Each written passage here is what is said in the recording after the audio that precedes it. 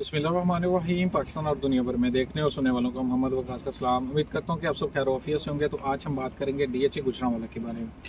तो डीएचए गुजरांवाला की प्राइसेस को भी डिस्कस करेंगे और थोड़ा मार्केट को डिस्कस कर ले और थोड़ा जो न्यू होने जा रहा है डीएचए गुजरांवाला में उसके बारे में भी डिस्कस कर लेते हैं।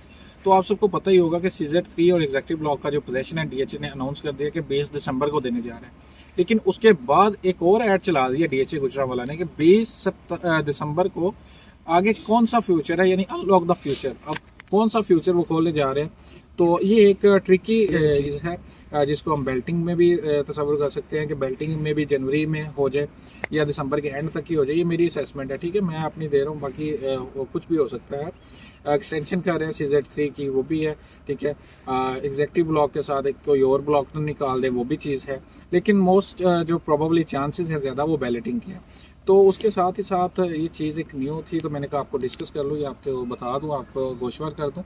तो उसके साथ मैं आपको कीमतें बताता हूँ डीएचए गुजरांवाला में इस वक्त क्या चल रही हैं। डीएचए गुजरांवाला में जो 5 मरला की प्राइस है एलोकेशन की 25.5 लाख है, और जो एफिडेविट है रेगुलर 26.5, और जो कैश पर है वो भी 25.5 सवा 25 में अवेलेबल है। और उसके बाद अभी जो सिचुएशन है, हमें वो क्या परचेज़ करनी चाहिए, कैश पर परचेज़ करनी चाहिए एफिडेविट, या हमें एलोकेशन परचेज़ करनी चाहिए। देखिए, मैं एलोकेशन पे जाता हूँ क्योंकि एलोकेशन थोड़ा टाइम लेती है, 7 से 10 दिन के अंदर ट्रांसफ़र और आपके नाम का एलोकेशन लेटर आ जाए, ठीक है। उसके बाद अगर हम एफिडेविट कैश पे लेते हैं तो उसमें तकरीबन मिनिमम 1 मंथ लग जाता है, जिसकी वजह से अब बेल्टिंग करीब, मेरे ख्याल से बेल्टिंग करीब आ रही है, तो उसमें हमें ये रिस्क नहीं लेना चाहिए इस चीज़ में, ठीक है। तो दूसरा हम बात कर लें 10 मरला फाइल की। 10 मरला जो एलोकेशन है 42.5 सवा 42 में अवेलेबल है, और जो एफिडेविट है वो भी 43 के राउंड अवेलेबल है। और केनाल की बात करें, केनाल की जो एलोकेशन है मार्केट में अवेलेबल नहीं है, ठीक है। और अभी कैंसिलेशन की है 69 लाख, तो एलोकेशन भी तकरीबन 69 लाख की डिमांड हो रही है। कैंसिलेशन मीन कैश पर एफिडेविट लेके दिया, ठीक है, तो उसकी यानी कि 69 में सेल हुआ है। तो इस हिसाब से अंदाज़ा कर सकते हैं कि थोड़े चांसेस भी हैं आगे रेट बढ़ने के।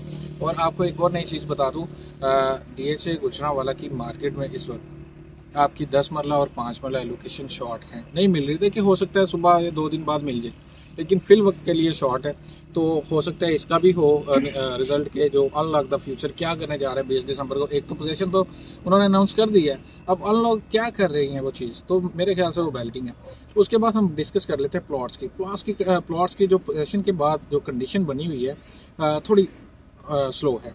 लेकिन मैं ये कह सकता हूँ कि अभी जब स्लो आएगी उसके बाद जब ट्रांसमिशन का काम कंप्लीट हो जाएगा। लेकिन मैं ये कहूँगा कि अभी टाइम है, you have the time to purchase या और invest in DHA Gujranwala in C sector और G सेक्टर, क्योंकि जब ट्रांसमिशन का काम कंप्लीट हो गया तो मिलियन तो वैसे पड़ जाएगा जैसे अभी पड़ा था उसमें पोजीशन के बाद।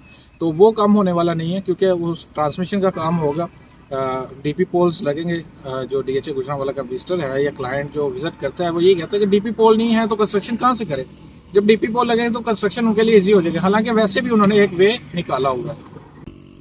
तो जैसे डीपी पोल लगेंगे इनमें भी यानी कि जो ऑटोमेटिकली रेट है वो बढ़ेगा, ठीक है, और वो फिर नीचे आने वाला नहीं है, क्योंकि कंस्ट्रक्शन जैसे जैसे होती रहेगी इसकी जो प्राइसेस है वो आहिस्ता आहिस्ता बढ़ती रहेंगी। पोजीशन के बाद अमूमन रेट बढ़ेंगे, और इंशाल्लाह आप डीएचए के आर्किटेक्चरल डिज़ाइन या किसी भी जो इंजीनियरिंग डिपार्टमेंट है उनमें जाके देखें जो पोजीशन फॉर्म्स है वो उनकी एप्लीकेशन कितनी आ रही है, ठीक है, उससे आपको मालूम हो जाएगा।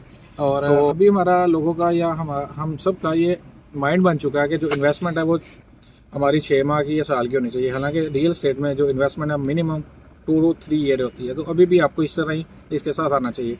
तो आज तक के लिए इतना ही। अपना ख्याल रखिएगा और अपने चैनल का भी। अल्लाह हाफिज़।